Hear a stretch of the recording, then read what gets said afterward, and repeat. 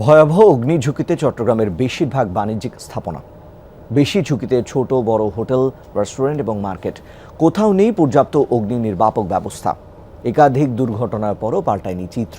ঝুঁকিপূর্ণ স্থাপনার তালিকা তৈরি করলেও নেওয়া হয়নি কার্যকর পদক্ষেপ। ডিজাইন, এলিগেন্স, বিউটি, সেরা পণ্য সবার জন্য। চট্টগ্রামে প্রায় সব হোটেল রেস্টুরেন্টে গ্যাস সিলিন্ডার ব্যবহার এখন নিয়মিত চিত্র।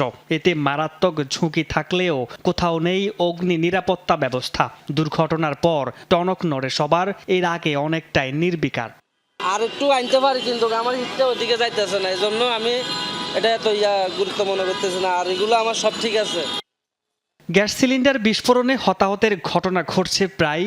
কিছুদিন আগে চট্টগ্রামের চাঁদগাঁও ও আগ্রাবাদে কয়েকজনের মৃত্যুর পরও পাল্টায়নি চিত্র।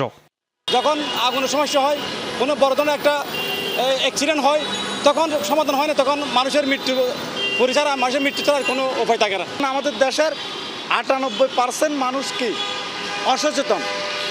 অশিক্ষিত যারা আছে তারা তো আছে, তাদের মধ্যে শিক্ষিত যারা তারা আরও বেশি। আমরা সকালবেলা যখন আসি দোকানে সব কিছু মালামাল সব কিছু ঠিক আছে কিনা এটা সব কিছু চেক করে হলো যে আমরা কাজ শুরু করি। ফায়ার সার্ভিসের অনুমোদনবিহীন ঝুঁকিপূর্ণ হোটেল, রেস্টুরেন্ট, কলকারখানা চিহ্নিত করেছে সংস্থাটি। শীঘ্রই অভিযান শুরুর ঘোষণা তাদের।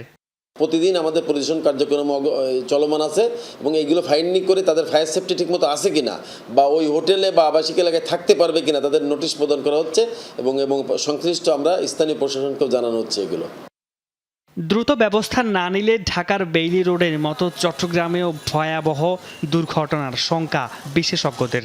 রেস্টুরেন্ট কিংবা বাণিজ্যিক বিল্ডিং বা কলকারখানাগুলো যেগুলো রয়েছে, যারা এই সিডিএর প্ল্যান অনুযায়ী বিল্ডিং করেনি, সেগুলো অনুমোদন বাতিল করতে হবে এবং সেগুলোর বিরুদ্ধে যথোপযুক্ত ব্যবস্থা গ্রহণ করতে হবে।